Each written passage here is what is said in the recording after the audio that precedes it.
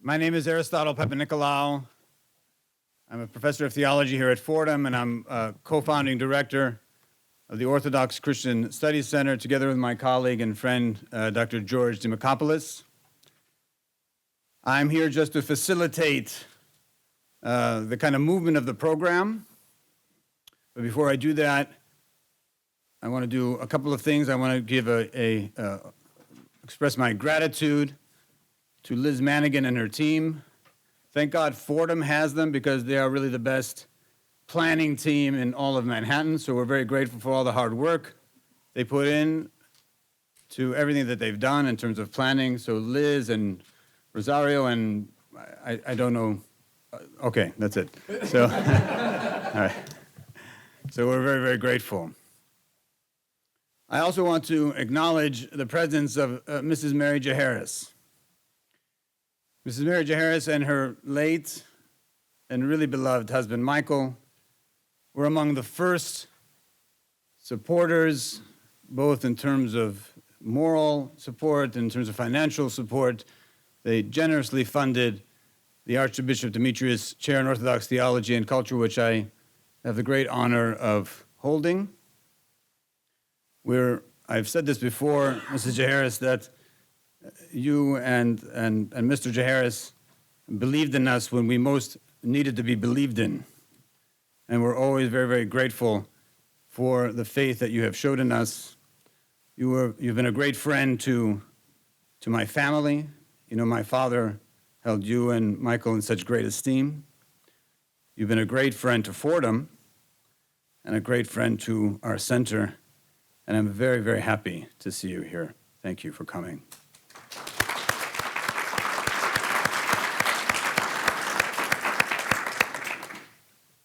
So we shall begin, as we always do, with the invocation with prayer. And I would like to invite Father Michael Mick McCarthy of the Society of Jesus, who is the Vice President for Mission, Integration, and Planning, to offer the invocation. Father Mick.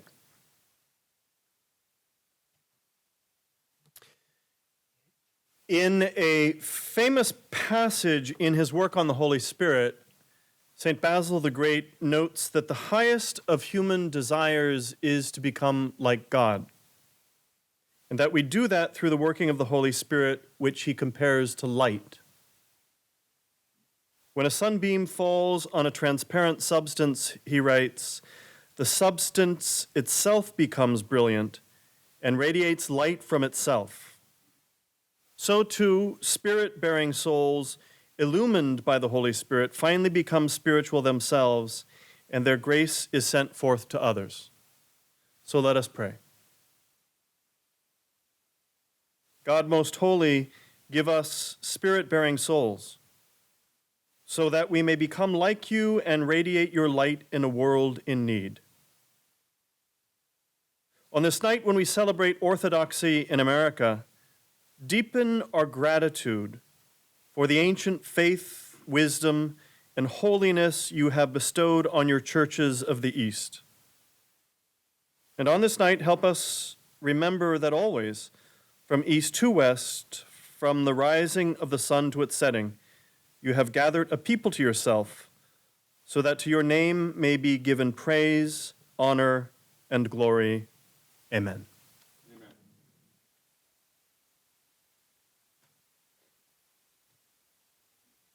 Thank you, Father McCarthy. And now, it's my turn now to introduce the introducer.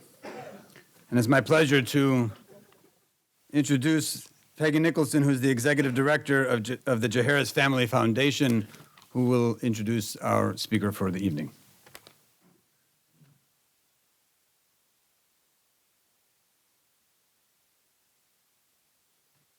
Good evening, Your Grace, Father McShane, honored guests. Is this better? Okay, through the Jaharis Family Foundation's long partnership and friendship with Fordham University, I've had the personal privilege and honor of attending several of these annual lectures on Orthodoxy in America. But tonight is exceptionally special, as I feel very honored to have the double privilege of representing the Jaharis Family Foundation in introducing this evening's speaker, Dr. Helen C. Evans, who is the Mary and Michael Jaharis Curator for Byzantine Art at the Department of Medieval Art at the Metropolitan Museum of Art in New York. Dr. Evans was born and raised in Memphis, Tennessee. She received her bachelor's from Newcomb College of Tulane University in the history of art, specializing or concentrating on medieval art and Asian art.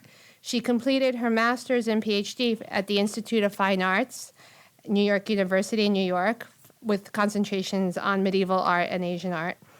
Dr. Evans joined the curatorial staff of the Metropolitan Museum of Art in 1991 and has since been responsible for the acquisition, study, and interpretation of the museum's collection of early Christian, early Jewish, and East Christian and Byzantine art. As a longtime curator of the Metropolitan Museum, Dr. Evans has presided over 3 major exhibitions spanning the history of the Byzantine Empire.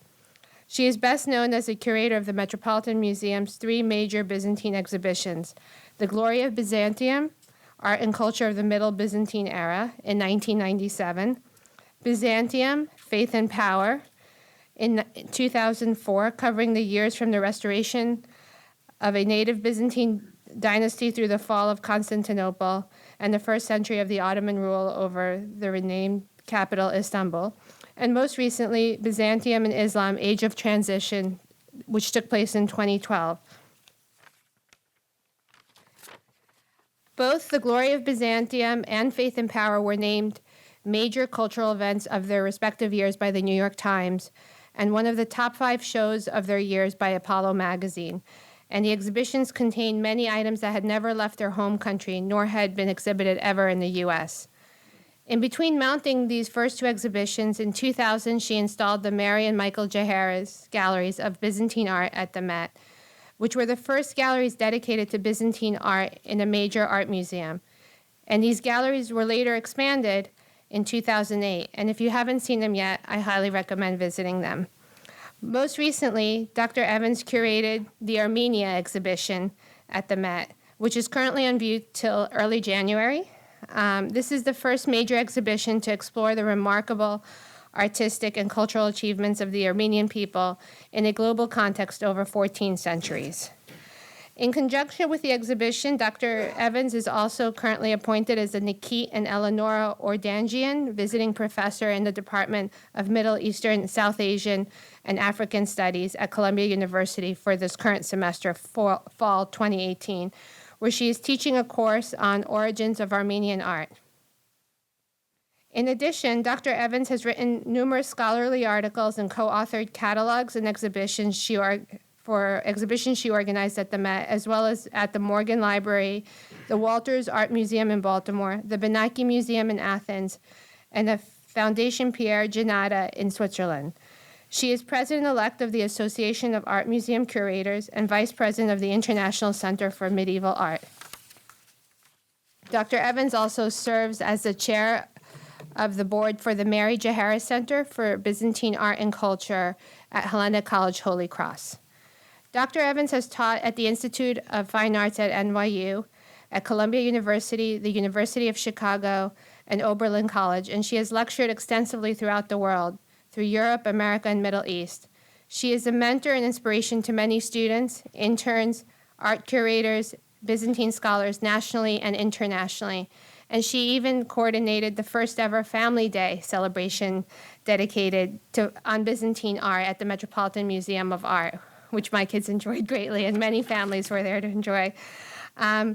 She has an extraordinary talent for bringing these wonderful artifacts for us to see, bringing many pieces that never left their home countries to the U.S. and displaying them for the public at the Met. And as you're about to experience through her knowledge and passion for Byzantine art, she can and will inspire a passion for Byzantine art in all audiences, young and old. Thank you, Helen.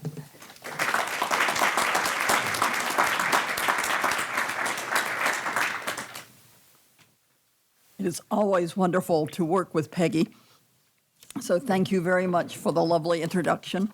And thank you all for being here tonight. We are going to see what happens. Father McShane and Your Grace, Bishop Irin, an honored guest. It is a great pleasure to be invited to speak tonight on how Byzantium has been presented in the past and how it should continue to be presented in the modern world. Peggy's gracious introduction covered exhibitions which I have done at the Met, and now I wish to set them in contrast to past exhibitions to understand how more positively I believe Byzantium is perceived today and how to maintain that momentum into the future. While my talk will focus on temporary exhibitions and their catalogs, I will argue that the most lasting contribution I have made is to have been able to install and further develop the permanent Byzantine galleries at the Met through the generosity of Mary and Michael Jaharis and the Jaharis Family Foundation. Let's see if we can do all this coherently. You see the banner for the galleries on the screen and the exquisite image of the Virgin Mary from the Middle Byzantine Giamatti enamels that inspired the pattern on the left. The Met was opened in 1870. Soon after, the first exhibition including Byzantine art was held. The Giamatti enamel entered our collection in 1917. The Jaharis galleries were installed in 2000, the first time that the Metropolitan Museum of Art would display Byzantine art in terms of its own culture. Previously, our works of the Byzantine centuries were of interest primarily for their role in the, quote, origin of European art. The focus on Byzantium as being more important for its role as a conduit than as a statement of its own culture has had its roots in the beginning of academic studies. It is integral to the English historian Edward Gibbon's History of the Decline and Fall of the Roman Empire, a still very influential book, even though, as I am always happy to note, it was written at approximately the same time as the American Revolution. It really ought to be retired. In looking at key exhibitions related to Byzantium, I would argue that his generation's approach to the empire and its periphery long dominated and still influences our approach to Byzantine art. The first major exhibition to include Byzantine art was held in London in its great Crystal Palace display of 1851. It firmly articulated his concept.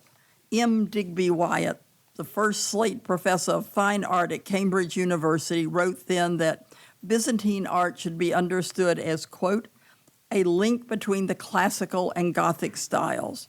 Byzantine art was significant for its role as a means by which, quote, Roman architecture, itself an offspring of Greece, was transformed into the Byzantine style, while in turn it resolved itself into two remarkable phases in the Lombard and Norman styles, from which again sprung the pointed system of architecture. No interest in Byzantium. He recognized Byzantium as broadly based, included Armenian architecture in its pantheon, and stated among the Slavic, Arab, and Greek races, the Byzantine style was the foundation of all art and is still its primary element. To him, even the Irish cross on the left was an early Christian work influenced by Byzantine art. And interestingly, for my current exhibition at the Met, he too considered the Franciscan and Dominican Catholic orders as conduits for the Byzantine influence. The Met's Duccio on the right, with its tender interaction between the Virgin and the Christ child, is typical of the works whose sources are still discussed for their cultural cross currents. In the sum, the Crystal Palace exhibition reflected the concept of Byzantium as a static intermediary, more important for what it transferred from the ancient past to others than for what it was. Half a century later, in 1905, the first exhibition focused solely on Byzantine art was held at the monastery of Grottaferrara near Rome. Antoine Munoz, the exhibition's organizer, was an expert on Italian painting. He readily acknowledged his debt to the Russian scholar Kondakov in his discussion of the history of icon painting in the text of the catalog. and thus making the Russian view of Byzantium very integral to that path of the understanding of Byzantine art. Minoz identified icons as being uniquely important for preserving, quote, ancient Oriental religious thought against all external invasions. And as many of you know, this definition of the Byzantine world as more important as a continuum of Christian traditions lost in the West was widely prevalent in the scholarly discourse of that time. Byzantine art had been chosen as a theme at Grotta Ferrata, as the monastery had been a center of Hellenism in a Latin land for many centuries. The Byzantine objects selected ranged from Egypt to Russia and from the early Christian period through the 18th century. The tiny catalog, printed in 1906, included works drawn from the Vatican and other Italian collections. This use of national collections of Byzantine art as a source of exhibition items established a pattern that has remained typical of most Byzantine exhibition. Using Byzantine works only in a host country's collection, when the host country is not part of the Byzantine sphere, often results in defining Byzantine art more of a reflection of the host country's interests and use of Byzantium than of the empire's own priorities. So the icon section of the catalog was introduced by the diptych here on the right. It was offered as an introduction as to why the viewer should be interested in icons, because they influenced Italian art. The debate on the role of Byzantine art in the development of Italian art continues today. And again, in terms of the recent exhibitions at the Met, let's see if this works. It will not do that. At the bottom right, you see St. Francis receiving the stigmata and St. Louis of France, both of whom we argue are very important in exchanging Byzantine and Western ideas rather than simply Byzantine only going to the West. The first Byzantine exhibition that drew on international loans was to present a broader view of the empire, was held in Paris in 1931. It was also the second major exhibition on Byzantine art ever held. The equally tiny catalog of the exhibition of art Byzantine recorded more than 769 works borrowed from public and private collections in 13 countries. Many of the works were from private collections, and all those works are now in institutional collections. 11 countries participated in the scientific organizing committee under Professor Charles Deal, and many of the names resonate today. Minoz of the 1905 exhibition, the artist Henri Matisse, the scholar David Talbot Rice in the United Kingdom, the Mr. Banaki in Greece, the Blisses of Dumbarton Oaks, and the dealers Sir Joseph Duveen and Joseph Brummer. The show sought to disprove the old tradition that Byzantine art was static by demonstrating through its broad-based selection of works that it was vibrantly alive and continuously evolving, an effort that we continue today. It's significant that the exhibition was held in the Museum of Decorative Arts in Paris, so that we can know that the beauty of the works was what was considered significant more than either their culture or their religious grounding. And one of the few illustrations in the catalog gives you a sense of how important color has come to us, because on the left, you see this incredibly intricate miniature mosaic from Florence as it appeared in 1931. And then on the right, you see it as we were able to show it in color in 2004 in Byzantium, Faith and Power. The 1931 exhibition set a standard for comprehensiveness for its time. Other exhibitions, often associated with and at least partially funded by international conferences or events, explored more specific aspects of Byzantine art. In 1939, in Germany, an exhibition was held, Late Antique Art from the Mediterranean Region, in conjunction with the 6th International Congress on Archaeology. And there were a number of Middle Byzantine works in that exhibition, which was supposed to be on the early Byzantine period. And that reason, again, is because it was emphasizing the concept that classical traditions remained unchanged for centuries in the Byzantine sphere, reinforcing, even as it meant not to, the idea that Byzantine art was a static art, a thing we deeply disagree with now. And the color image on the right is the way the same image of St. Demetrius appeared at the Met in the Glory of Byzantium. I don't think any of you know these. None of these exhibitions made knowledgeable reference to the long-hidden monumental mosaics of the greatest Byzantine monument, Hagia Sophia. They were uncovered in the 1930s. Presentation copies of the uncovered mosaics were shown at the Met and elsewhere, expanding our understanding of Byzantine art and cultures in ways that we still don't fully consider or recognize. The Met exhibition was titled Art under the Republic of Turkey and traced the transformation of the mosaics from hidden images to gloriously visible masterpieces of art. The Met's 1944 bulletin, which is in the upper left, shows our copy, which is a plaster cast of the exact Virgin and Child from the apse of Hagia Sophia, and you can see it being made at the lower left with the gentleman in the bowler hat being Mr. Whittemore, who ran the whole project. And you can see that in the galleries of the exhibition, the Virgin and Child is in the far room, and these photographs around the wall show you the entire process.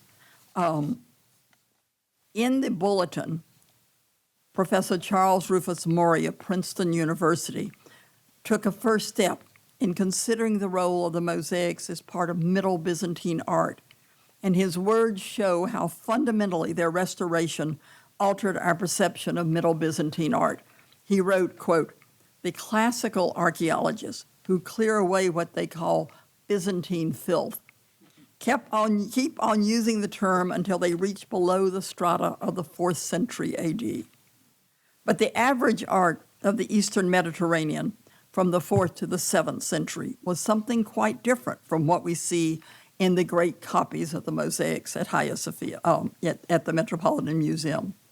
When we meet the art of the Greek church as it gathered new direction in the second half of the 9th century, recapturing much of its ancestral Hellenism, Byzantine seems a term much more appropriate than others and the subsequent periods of early Christian art. And the best of the period of Byzantine art is 850 to 1100. At the Met, if you go now to our huge sculpture hall, you can stand and look back toward Fifth Avenue and see another work from the exhibition of 1944, The Great Diocese, which is on the balcony level at Hagia Sophia. It's on the height of the wall at our church, not at our church, at our museum. It's above a small balcony, and if you come at Christmas, you can hear the Axion Estin Foundation chant, Greek chant, on Fridays there. The image is an exact scale model copy of the original. And when it came to the Met as part of the 1944 exhibition, we bought it.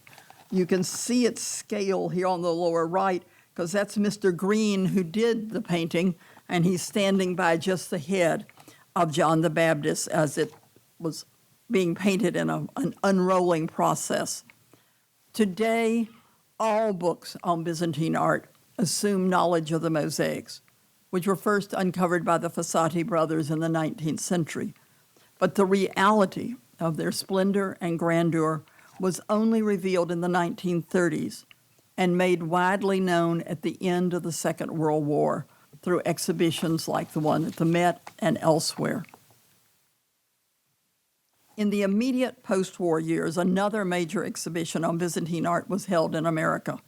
In 1947, Marvin Ross of the Walters Museum of Art led in organizing an exhibition whose goal was to survey all the centuries of Byzantine art as had been done in Paris in 1931 by, quote, showing something of the character and extent of early Christian and Byzantine art to be found in American collections and museums that for scholars may prove a landmark. 897 works were assembled to display the arts of the empire from its founding past its fall, and the Byzantine sphere extended to include Egypt, Syria, Armenia, as well as the Frankish, Merovingian, Anglo-Saxon, and folk wandering art. Interestingly, no Slavic works were in the exhibition, possibly the result of post-World War II attitudes. Emphasis was laid on the early Christian centuries, with late Byzantine art seen only as representative of the collapse of the empire. While almost all the works were from America, a few loans were borrowed from Istanbul's Archaeological Museum, evidence of an increasing interest in the arts of the Byzantine capital, Constantinople. So the sculpture at the right top and the two at the bottom from this page in the catalog are the 3 of the 5 works that came from Istanbul. I would argue that the Walters exhibition must be understood not only as an effort to encourage an awareness of Byzantine art in America, but also as America's effort to take a more prominent position internationally in the scholarly world as an extension of the newly powerful economic and political role we held in the post-World War II years.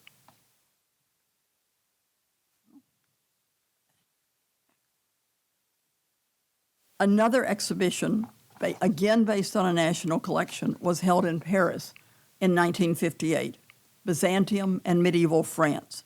The Bibliothèque Nationale presented its extensive and varied collection of Byzantine manuscripts like Paris Grec 64 on your left, in terms of their role in the Byzantine tradition, and argued for their importance as models for Carolingian and Romanesque works in the West, like the evangelist portrait on your right. This catalog was the first to address the history of a non-Byzantine country's collection of Byzantine art. A thoughtful catalog essay described the development of the library's 5,000-volume Greek manuscript collection that was collected between 1495 and 1958. And the essay can be considered as the first serious explanation for the continuing French interest in Byzantine art and culture after the fall of Constantinople. Today, that era is of interest to many scholars, as seen in Robert Nelson of Yale University's essay on the period in the Met's Byzantine Faith and Power catalog. A second international exhibition surveying the arc of Byzantine art history was held in Edinburgh, Scotland, in 1958. This was organized by David Talbot Rice, who had taken part in the 1931 exhibition.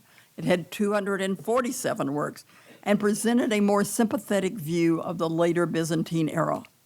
Russia participated in a major exhibition for the first time with loans, like this cloisonné enamel cross from the Pushkin on the right, and for the first time since 1905, a Russian scholar was listed in the bibliography. Rice's introduction recognized the Middle Byzantine era as the empire's second golden age and went on to call the years, quote, from about 1250 till the Turkish conquest of 1453 as producing some of the most lovely products of the Byzantine world. He concluded that, quote, Byzantine power was brought to an end by the Turkish conquest, but still good work was done. A number of icons are included to illustrate this last phase and to bring the story to a close. Rice wrote that the show would put before the public an art, quote, virtually unequaled among the ages of arts of the past, while it is almost surely not out of sympathy with some of the best of what is being done today. And as the exhibition argued for wider significance of all Byzantine art, it was a leader in recognizing the importance of later Byzantine centuries. 6 years later, in Athens, in 1964, there was a monumental exhibition, Byzantine art, a European art. 740 works this time were borrowed from 18 countries. And as Manolis Hatzidakis, who led the organization of the exhibition, wrote, the show was meant to be a vivid manifestation of the ancient Greek heritage and of the substantial contribution made by Byzantium to medieval art. Considered from this point of view, it can be clearly perceived that Byzantine art is European, and the only art between East and West which kept alive that spirit of Greek humanism now recognized as preeminently the basis of European values. The exhibition was excitingly new in its almost exclusive focus on Middle and Late Byzantine art and generally produced within Byzantine territories. The numbers of works that had never been seen before in an exhibition were staggering, including all the goldwork, all the pottery, all the monumental mosaics and frescoes, like this image that you see on the screen from Ceres. A few of the miniature mosaics, like the little tiny miniature down at the bottom from Chimay in Belgium, had been seen before, but only the manuscripts and ivories were well known from the 1931 Paris and 1958 Edinburgh and Paris exhibitions. As Sir Stephen Runciman wrote in his essay for the catalogue, quote, Voltaire and Gibbon fixed Byzantine image is as remote, unreal, unchanging, and absurd. With wider knowledge and wider sympathies, and with the emergence from oblivion of more and more products of Byzantine genius, we are better able to appreciate its greatness. The works on display made his words true and inspired a generation of Byzantine studies, including numerous exhibitions in the 1970s. Focused Byzantine exhibitions dramatically increased in Europe, the Soviet bloc, and America. At Princeton University in 1973, nearly 30 years after the monumental exhibition in Baltimore, Gary Vicon, later director of the Walters Art Gallery, and other students of Kurt Weitzman's, one of America's most distinguished Byzantinists of the time, presented Byzantine manuscripts, again in American collections, by their use, Psalter, Gospel, Hymnal, including the Gospel leaf on the upper left. The show significantly advanced American understanding of the use and importance of Byzantine manuscripts. In 1986, Princeton would present under Slobodan Čurčić an exhibition on its Byzantine collection. Weitzman provided an essay on the important role the university had played in the development of Byzantine studies in America, including its participation in the 1947 exhibition. And for the first time, it's fascinating to see the catalog making the history of Byzantine studies as important as the history of Byzantium. Then, in 1974, Italy returned to the questions raised in 1905 about the connections between Italian and Byzantine art in Venice and Byzantium. Venice's historical links to Byzantium were explored through Byzantine works like those that you all know in the Treasury of San Marco, and in paintings produced in Italy argued to be under Byzantine influence, like the triptych in black and white at the center, where the Byzantine choemesis is flanked by St. Francis and the other great Franciscan saint, St. Anthony. The same topic was addressed again in an exhibition in Ravenna on the splendors of Byzantium in 1990, and again in a group of exhibitions held in Venice in 1993. By then, Nano Hatzidakis was able to devote one of the exhibitions solely to the presence of 15th and 16th century Greek icons in Italy. So today, the Byzantine sources of El Greco, once highly debated, are fully accepted, as seen in his icon of the Dormition at the lower right, which was in the 2015 exhibition on the artist held at the Met. So we have moved. Byzantium is not totally irrelevant. Since the 1970s, Greece has played an increasingly significant role in presenting exhibitions on Byzantium. The first brought together relatively unknown or inaccessible Byzantine and post-Byzantine works by emphasizing the role in of Greece in Byzantine history and broadening our understanding of Byzantine culture.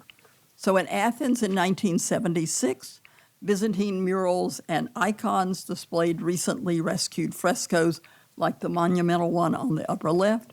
And in 1985, Byzantine and post-Byzantine art emphasized the large bilateral icons like the one on the lower right, which are increasingly a focus of research. Then, in 1977, in the Soviet bloc, the USSR presented its concept of all eras of Byzantium, an exhibition drawn from the collections within the countries that were part of the Soviet Union, especially Russia. In this case, more than 1,045 works were brought together by Alicia Bonk of the Hermitage Museum to evoke Russia's historical interest in and possession of Byzantine objects. It highlighted historical connections between Russia and Constantinople, like the Sakos on the screen, sent to Russia from Constantinople with the Metropolitan Peter in 1339. And in the same year, Arnie Effenberger, then director of the Bode Museum in Berlin, presented a similarly comprehensive exhibition on the Byzantine works in East Germany. And both of these exhibitions were in part an effort to affiliate Byzantium with the Slavs in rebuttal to the major international exhibition held in Athens, which it called Byzantine art, a European art. So we have a political contest that scholars are implementing. And in that same year, the Metropolitan Museum presented The Age of Spirituality, late antique and early Christian art, 3rd to 7th century. Organized by Kurt Weitzman of Princeton University, at the request of his former student, Thomas Hoving, then director of the Metropolitan Museum, its decades confirm precisely to the division of time suggested by Maury, who wrote on the mosaics mosaic copies when they were at the Met, and who was a senior colleague of Weitzman's at Princeton. He had also participated in the Paris exhibition of 1931. Now it's 596 works from 16 countries that sought to explore, quote, the transitions from the dying classical to the rising and fully triumphant Christian culture. On your left is a mosaic of a poet and an actor representing the classical secular world, and on the right, the Riha paten with Christ administering the Eucharist from the triumphant Christian sphere. The rise of Constantinople was considered as one aspect of the transformation of the late Roman Empire, 300 to 700. Like the Athens exhibition of 1964, this exhibition would have a profound influence on a generation of scholars. Its catalog would win the first Alfred H. Barr Award for the best exhibition catalog, a singular honor in the United States, and a generation of students would be taught by scholars who agreed or disagreed strongly with its conception of the late antique and, by inference, early Byzantine centuries. The fourth comprehensive exhibition of the art of the Byzantine centuries was held in 1982. So between 1905 and 1982, we've only had 4 exhibitions that drew from collections that were outside of a nation state. The show was smaller, more focused on the imperial center, and as a result, perhaps almost all the art had been on display earlier, including the little mosaic at the top from Chimay. As with many of the earlier exhibits, Slavic works were not included. Then in 1983, as the black and white image at the lower left shows, Turkey included a significant section on, quote, Greek, Roman, Byzantine art in its exhibition on the Anatolian civilizations, which was sponsored by the Council of Europe. This section of the exhibition must have been related to Turkey's interest in demonstrating its connections to the European tradition. The works were mostly important for encouraging scholarly knowledge of relatively unknown works, like these little pieces of stained glass, which came from the Middle Byzantine Pantocrator monastery. monastery.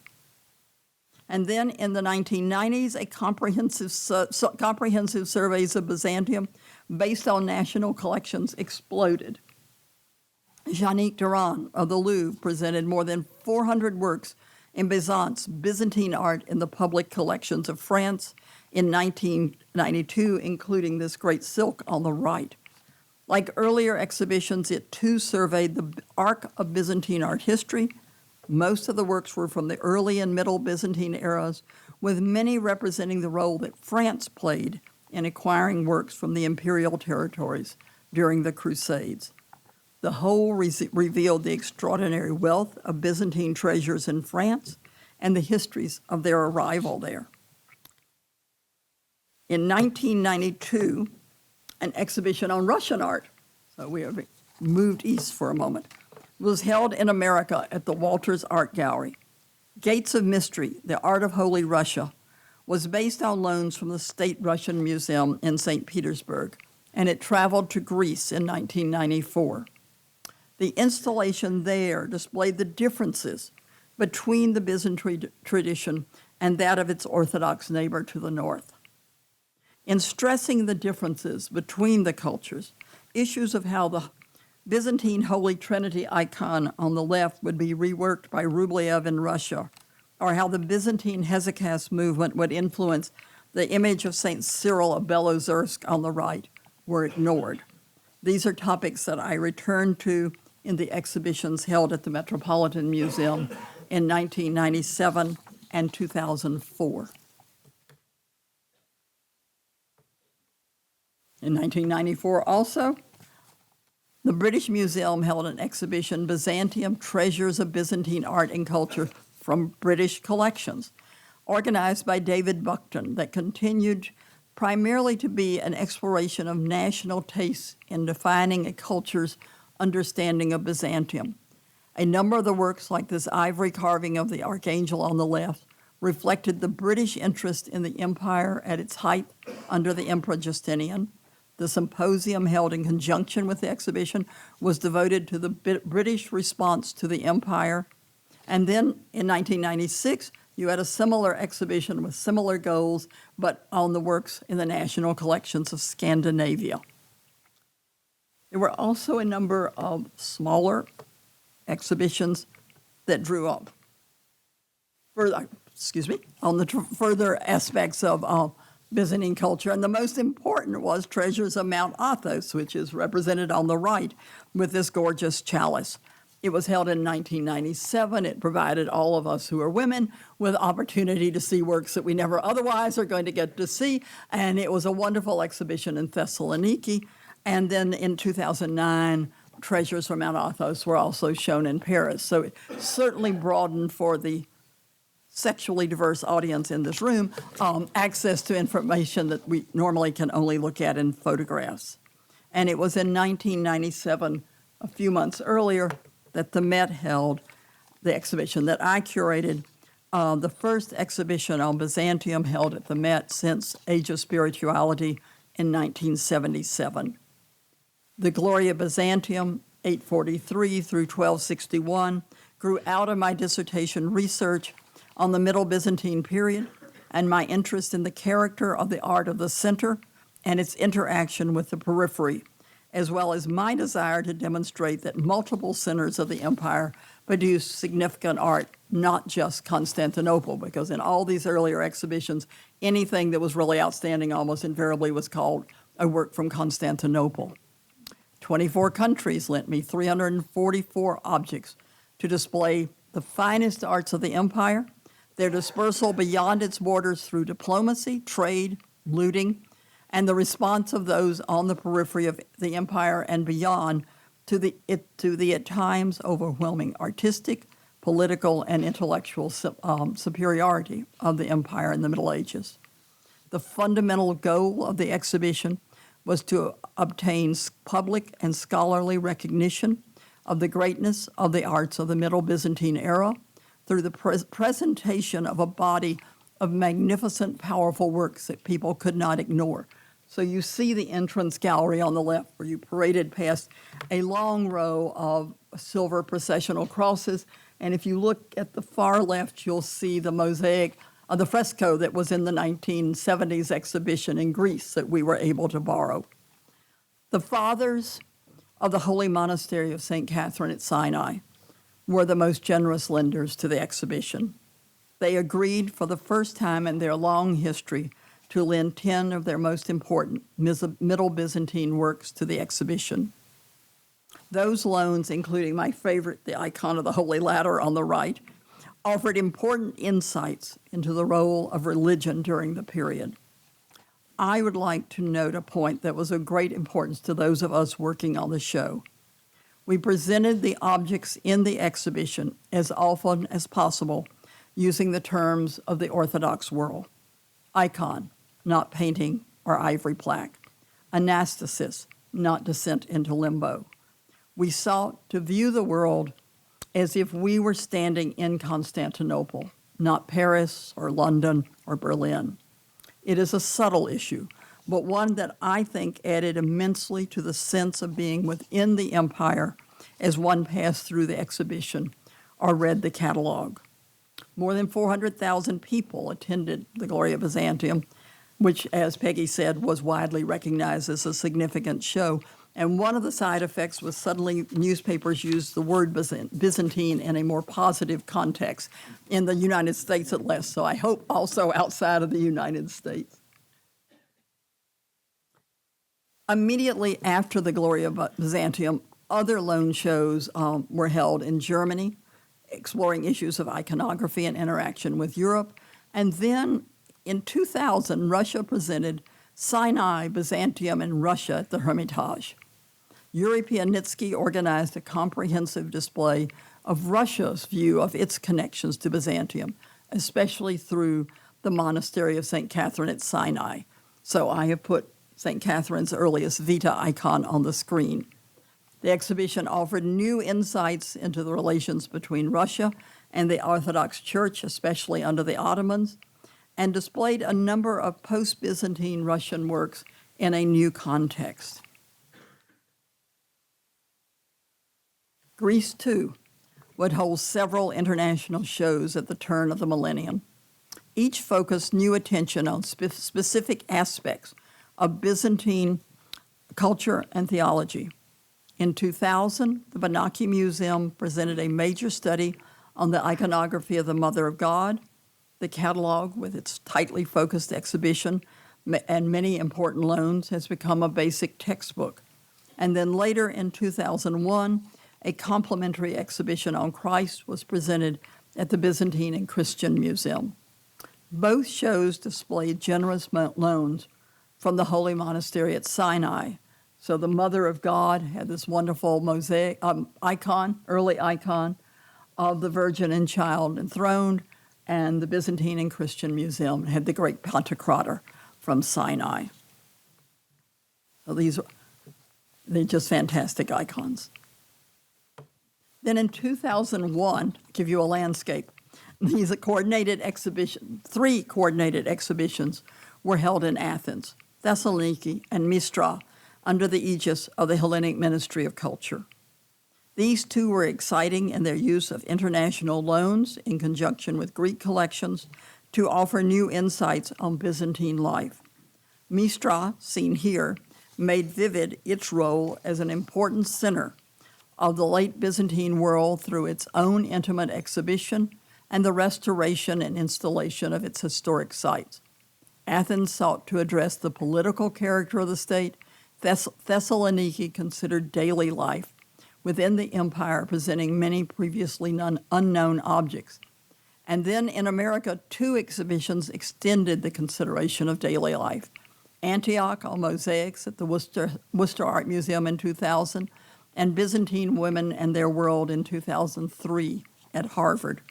And then in 2004, the Met again presented an exhibition on Byzantine art, the third international exhibition, Byzantine Byzantium Faith and Power, 1261 through 1557.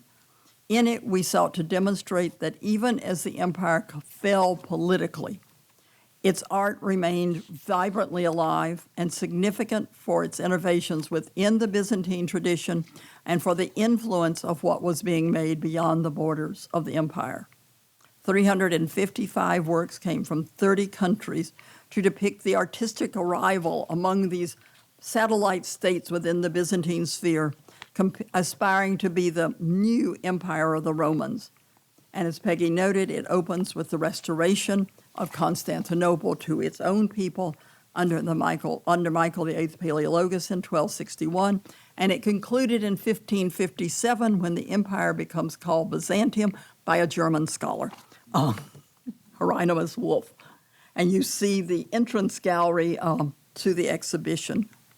And then perhaps the most powerful gallery in the exhibition, this 50-some-odd works lent from the Holy Monastery of St. Catherine. And the works that were in this gallery then went to Athens, to the Benaki Museum, where they were present during the Olympics. Poised between Byzantium, the Latin West, and Islam, in our museum, the Sinai Gallery was the culmination of our presentation of the Orthodox world and the introduction to the galleries of Byzantium's interaction with Islam and the Latin West. Again, the show was well received. It received the Barrow Award, as had the Age of Spirituality. And it has led to some books in which it was acknowledged as inspiring the author to explore why later Byzantine culture could have produced such great works of art, because we're all taught that Byzantium falls down, and it does, but you don't always fall down the same way. More and more shows are now exploring facets of Byzantine art and culture in new and productive ways. In 2012 in Bonn, Germany, Bazan, Splendor and Everyday Life looked at the empire through objects from major cities within the state, like the elaborate silver palace-like object from Constantinople on the left. In 2013, Greece presented Heaven and Earth, art of Byzantium from the Greek collections at the National Gallery of Art and the Getty Museum in the United States. It furthered the recognition of multiple sources of outstanding Byzantine art, including the gorgeous, I truly love this mosaic on the right from the 5th century that, for those of you who are interested in early Islamic art, gives you a source for the Great Mosque in Damascus. The city-oriented exhibition in Bonn and the Greek-sourced works in Heaven and Earth both fulfilled a goal of the Gloria Byzantium exhibition. They recognized that great art was produced throughout the empire, not just in Constantinople. And then in 2012, we held the exhibition Byzantium and Islam, Age of Transition, 7th through 9th century, which sought to display the influence of Byzantine art and culture at a significant moment in time, the era of the rise of Islam. The exhibition offered such compelling evidence of the little recognized impact of Byzantine culture on the first generations of Islamic art that, to my great amazement, it was awarded the International Prize for the Best New Book on Islamic Art by the Republic of Islam when it wasn't talking to anybody. So international seemed to be an interesting word. So you see me on the screen properly dressed when I was invited to Tehran to receive the award. And on the right, you see the cover of the catalog, which is a fantastic ivory made in the 7th century showing St. Mark preaching, a type of work that we were not associating with that time frame. In the future, more exhibitions should explore more contacts between Byzantium and other states on its periphery and beyond to demonstrate the active engagement of the empire as a vibrant force of cultural change in its own time, not a static anchor to the past. By doing this, future exhibitions could continue the reversal of the image of Byzantium that we saw in the first exhibitions I've discussed, the earliest exhibitions on Byzantium. Byzantium is a static entity in which people are really not thinking, they're simply repeating what they have known from very, very distant ages. Now, the Met, and I am coming to a close, The Met is holding an exhibition on Armenia, a region considered part of Byzantium in the Crystal Palace exhibition of 1851. Connections to the empire are shown in works like this Gospel on the upper left, where the donor is the only surviving image of a Byzantine general in military dress, although by inscriptions in the text we know he is an Armenian, serving a Byzantine duke who is partially Armenian, who is in fact serving a Byzantine emperor who is partially Armenian. While external connections are recognized in the show, we're really aiming at presenting Armenians as having an independent culture, defined by their early conversion to Christianity and maintained over the centuries as they controlled international trade routes. Armenia, to me, is an argument for more exhibitions that explore the specific character of peripheral peoples or states, as well as their visual, cultural, religious, and political connections to the Byzantine center.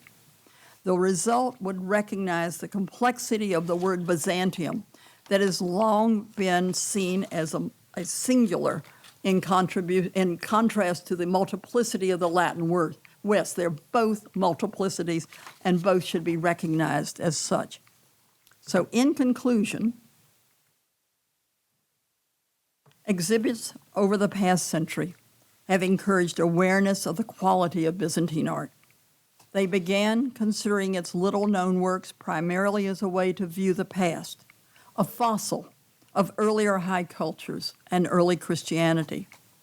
Due to the effort of many over the last decades, including the Metropolitan Museum of Art, Byzantium is now more readily recognized and its culture more often understood as an active power in the world. The earlier exhibitions tended to give the most prominence to the early Byzantine era. The later ones have increasingly recognized the importance of the middle, late, and even post-Byzantine centuries.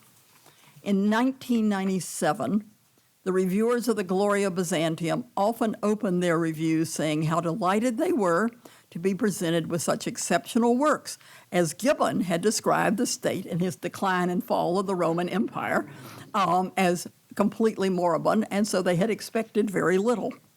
The same reviewers for Byzantium Faith and Power in 2004 expressed their expectation that the works of art on display would be exceptional, and their delight that it was true.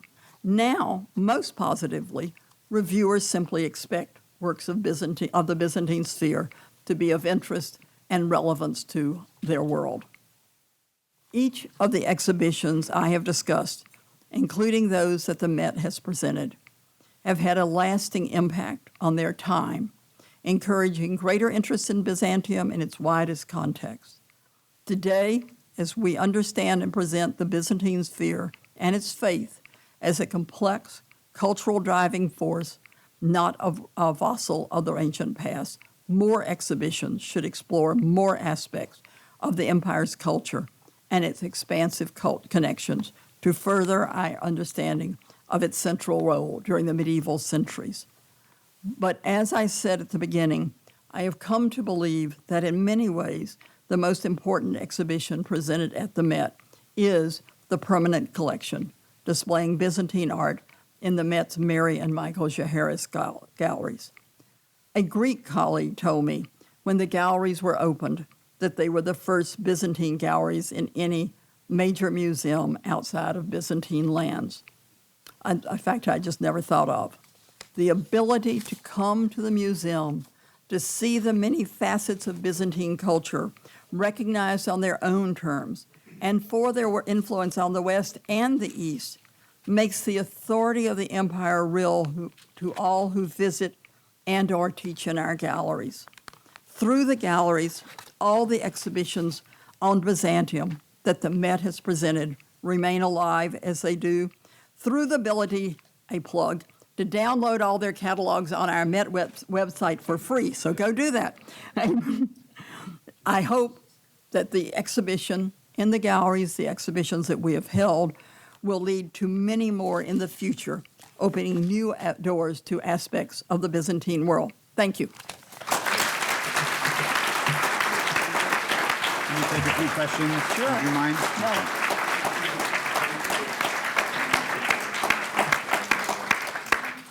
Dr. Evans has generously agreed to take a few questions, so the floor is open. In the back, please. Yes, can you project? We don't have a microphone. So thank you for the beautiful presentation. I have a question about iconoclasm. Please. I have a question about iconoclasm and how exhibitions in the past, how they have dealt with that period of Byzantine art history, and if they've extrapolated it at all to talk about maybe the ambiguity of creating art in general and sacred art. He's asking me about iconoclasm and how it's been dealt with in exhibitions and whether there have been debates on presenting sacred art. So there's been very little notice of it. It usually gets a very short chapter if it's has any attention paid to it. What I did, since I built on Kurt Weitzman's Age of Spirituality, which ended with the beginning of iconoclasm, I started my next show at the end of iconoclasm and with the revival of icons. But in Byzantium and Islam, we did address iconoclasm and how it affected the fact that the great defenders of icons during the era of iconoclasm are actually in Syria and Jerusalem. So John of Damascus is of Damascus. His family were part of the Byzantine Empire in Damascus, and they remained there under the rise of Islam. There's a good deal of work now being done on a question of exactly how far iconoclasm actually extended and whether it was limited to more smaller communities. And I won't bore you with all of it, but to carry it a step further, in the 1880s, you were looking for, in the Christian East, churches that could be defined as Protestant as in opposition to Roman Catholic. And good Protestants that Martin Luther had told us had no art. So you looked for East Christian churches to have no art. And there's no evidence that that was ever accurate. And now that's being reconsidered quite heavily. So it's a complicated question with many generations of confusing scholarship that people are sorting out now. Somebody want a simpler question? What drew you personally into Ask why I became a Byzantinist. So first of all, when we did the Gloria Byzantium and I was invited to give lectures to Greek communities, I would start with none of my ancestors came from anywhere in the Byzantine sphere unless one of them was a crusader occupying something. I cannot give you an ethnic identity, which then allows me to say how very much I admire a culture which I come to rather than being born into. I'm very, very interested in how ideas move and what one borrows, what one doesn't borrow, how do we think about borrowing. If we took a picture of everybody in this room, would we go through and try to pick out what was Western and what was Eastern when the people wearing it just think of it as clothes they bought at Bloomingdale's? Do we over-worry, under-worry? And I started working in graduate school at the Sophia Jesuit University, so Jesuits everywhere, in Tokyo, Japan, when my husband was setting up a merger venture. And I think I'm the only Byzantinist that has walked backwards from the east to the west, so that the first year or two that I was working on Byzantine things and people would say it's in the east, I would have to wait and let them give another sentence or two because their east was my west. And I never knew whether they were talking about Constantinople or Paris. I now know how to follow that better. I think that Byzantine culture controls such extraordinary life of objects of great desire, foundations of the Christian church, that to make it irrelevant because we only really begin studying it when far Western Europe, England, France, Germany are powerful, is to miss what it was in the year 1000. A scholar in the last few years, in part inspired by one of the shows, recognized that if we were in this room in the year 1000 and asked what was the center of the universe, we would say Jerusalem, part of the Byzantine sphere, or by that time the Islamic sphere, not Paris.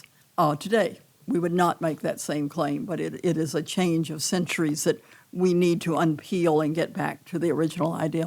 I just think Byzantine art is fantastic and the culture is incredible. Yes, sir. In listening to the lecture, I saw that in the early Christian history, we see that the persecution of Christians led to them being spread out through the world.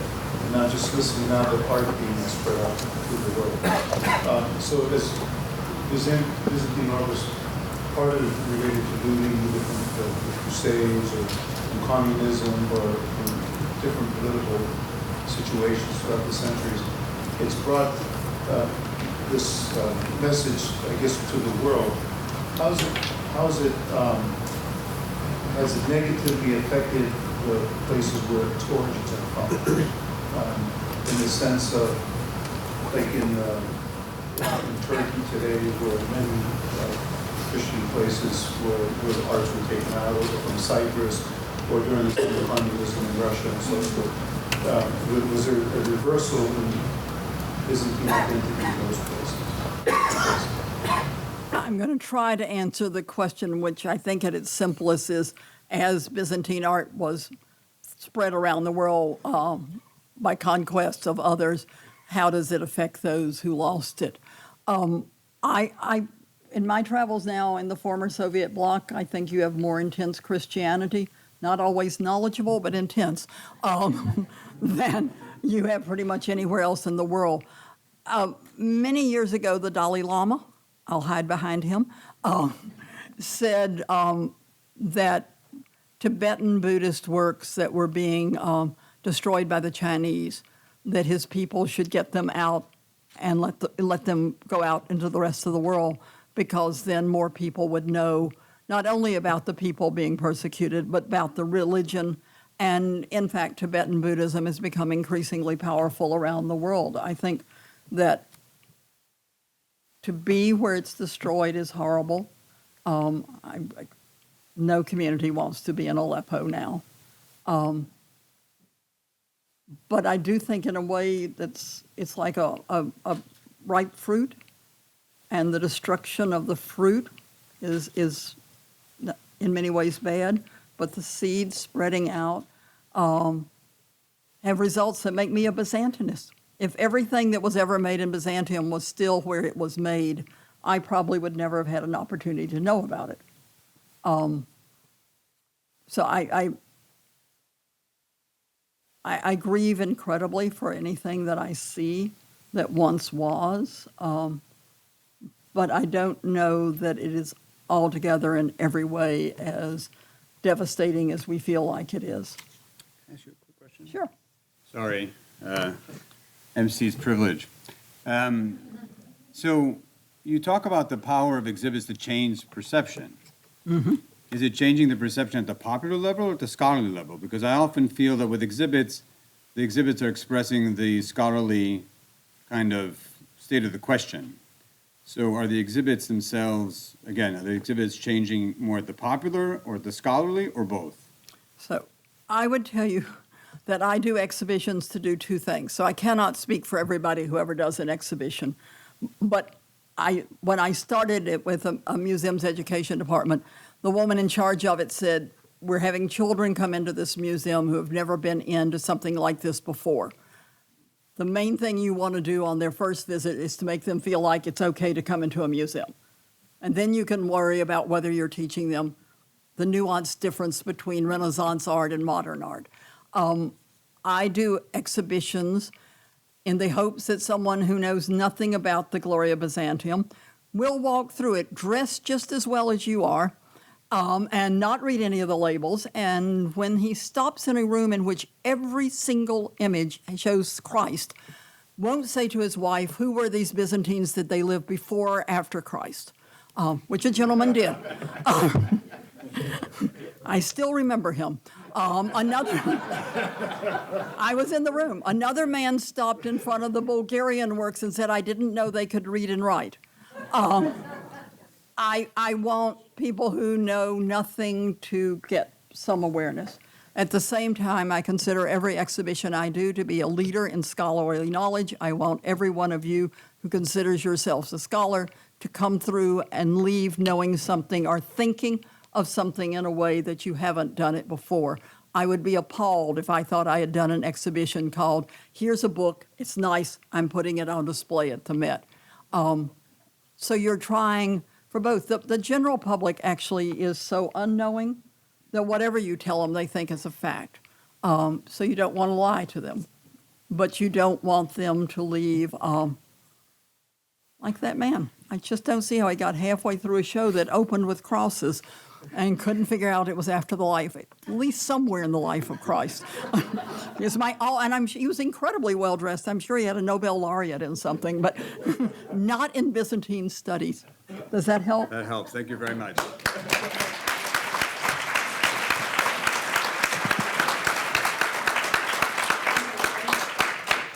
Thank you very much. Thank you. That was really great. Thank you.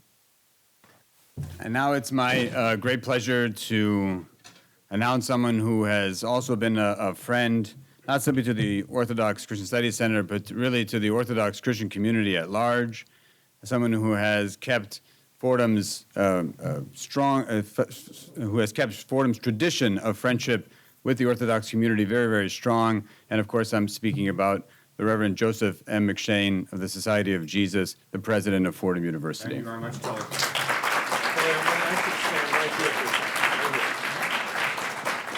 Before I launch into thanks, I asked Telly to stand right here because he was standing right here when Helen was answering questions. And I looked at him, and against this maroon, which is our school color, but against the maroon background, I swear he looked like a figure in an icon. You know, an unsmiling angel, you know, or a defender of faith. George, you had the same reaction, did you not? So for being a living representative of all the things that St. Aristotle, St. Telly, for being all of those things, I thank you. And I mean it, I was just struck by it. I learned purple's my color now. Maroon. Sorry, maroon. He's a wonderful guy, but he doesn't know his colors. Helen, that's something for you to work on. I'll be honored. Now, at the outset, I'd ask us all to remember two of our great iconic figures, if I can use that expression, and I think I can. The first is, or three iconic figures. The first is His All Holiness Bartholomew, the Ecumenical Patriarch and Archbishop of Constantinople, New Rome, not Istanbul, all right? Who is a man of extraordinary holiness and a man who is seeking always the middle way.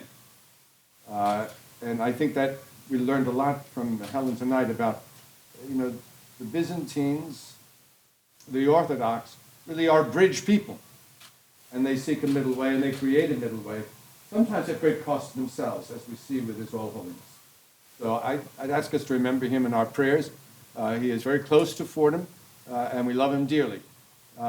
We love as well, almost as much, Archbishop Demetrius, who is, I think, a shining light in the American religious scene, a man of great generosity of heart, deep holiness, and I think exceptional warmth.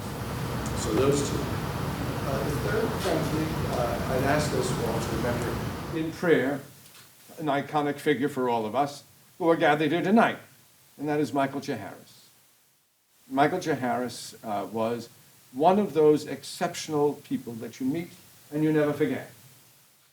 He was brilliant and he was humble. He was engaging, but he did not live for himself.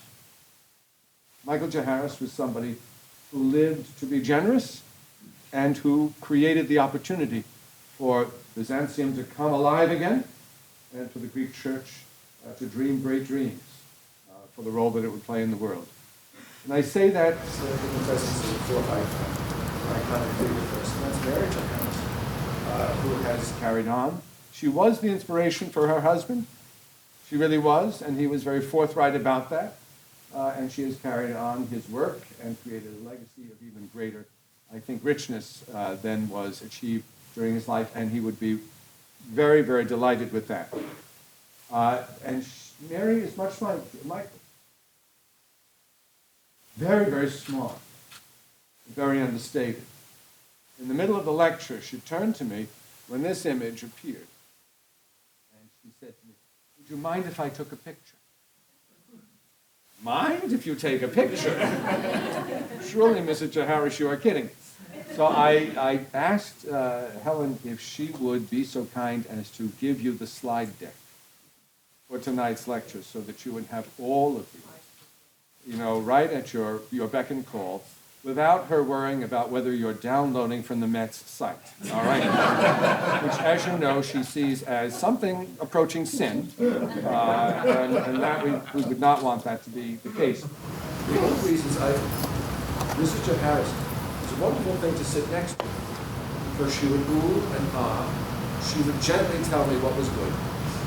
And we came to that extraordinary icon of Curator. She turns to me and says, "Beautiful." So you should be able to just bring that picture back up, capture that image, which would be wonderful. So those iconic figures I ask us all to thank but also to pray for, because that is the, I think, the connection that they would most enjoy. Now, I want to thank Helen. Helen, you were magnificent. You weren't good, you were magnificent. You used an expression in the middle where you said, Byzantine art is extraordinary because you can track cultural change. The Byzantines were able to adapt. And I thought, well, it's cultural change and cultural exchange. I came away from this evening with a greater understanding of what a bridge role Byzantine played in the life of art, but also in the life, intellectual life, artistic and spiritual life of all of Europe, and really now the New World. So I want to thank you. It was a great joy. And to hear a Byzantinist, a Byzantinist, with a great New Orleans accent made it all the way, because you were making the point with every word that you acknowledged this bridge building and unifying, I would say, ministry of Byzantium even now. So thank you very, very much. Telly and George, I am in your debt because, as everyone knows or should know, you were the ones who brought the idea of this extraordinary center to me when I was I had just gotten in the door. And Nancy Bush knows I was just barely in the door when the two of them came knocking, much like you and Celia Fisher did when I entered the dean's office in 1992. And you brought this idea, which you said was far-fetched, and I might not be interested. It was far-fetched and rich and transformative, so I thank the two of you as well for enriching our lives. Now, I have some gifts. They always sound like Monty Paul. This is Jaharis. This is Jaharis, a small gift for you to thank you. Well, we only have four, so what did I say? She lives to be generous, and I give her a gift, and she said, this should go to Helen. No, we have Helen covered. Helen, to you. All right. And we'll see you in the museum. And their influence is great. Great. Am I going to say a word about you? And finally, Peggy. And the other thing that united the night for me was not only seeing Byzantium as a bridge-building culture and heritage, but I kept thinking that the benediction at the end would be given by a man named for St. Irenaeus, correct? Who has one of the great lines that Jesuits, always like to throw around, because it's a line that is never out of season and always right for the work that we do. Irenaeus was the man who said, the glory of God is a human being fully alive. We saw that tonight. Fully alive and breathing the Spirit of God into the world. So, ladies and gentlemen, thank you for being here. Your Grace, thanks for being here and reminding us of the ministry that is ours through art and spirituality and the faith that is ours. So thank you.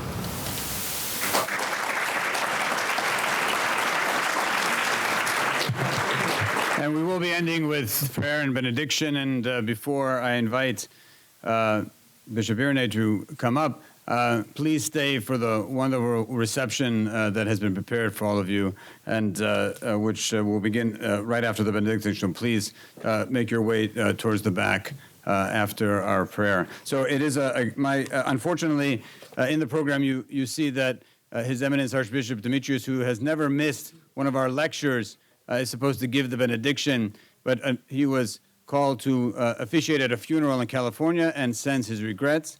But with great pleasure and joy, we have with us a great friend also of the center, His Grace, the Right Reverend Irin, Bishop of the Serbian Orthodox Diocese of Eastern America. And Bishop Irin, Your Grace, if you could give the benediction. Thank you.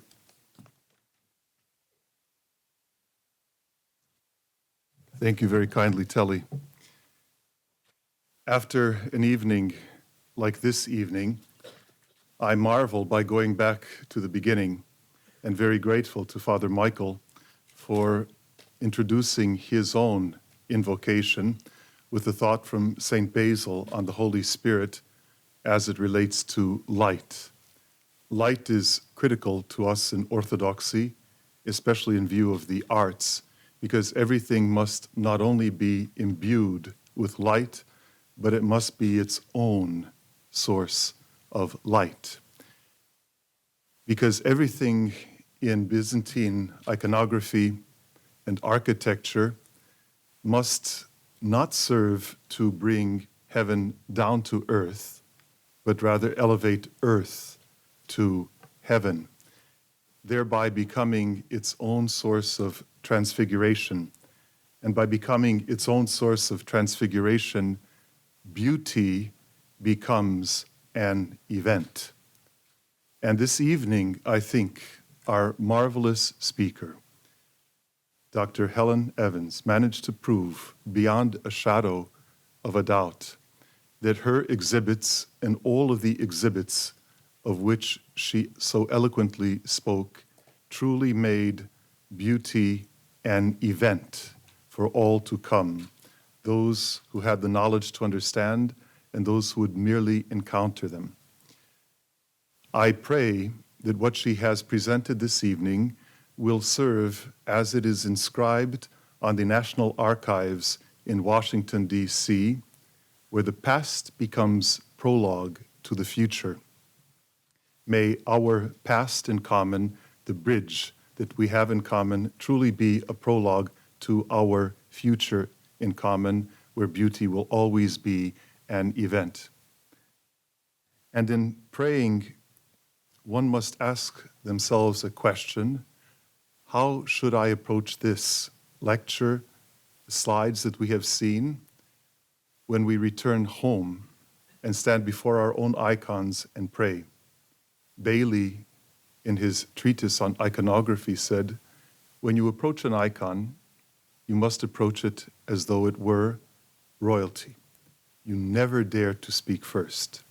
Stand before the icon in silence and wait for the icon to speak to you. And I think this evening, through the intercession of somebody like Helen, the icons have truly spoken to us. Let us pray. Lord Jesus Christ, our God, who yourself are the author of time and history, both in and beyond histories, we give thanks to you for having gathered us this evening around your icons and around Byzantine history, so that we may offer to the world an ongoing source of beauty, so that we may transform this world from the sensory to the sublime, in the words of John Chrysostom. May the light with which you imbued the icons and those who garner it from teaching about icons and rendering the icons also imbue our minds and our hearts. For you alone are holy and blessed, now and throughout all ages. Amen. Amen.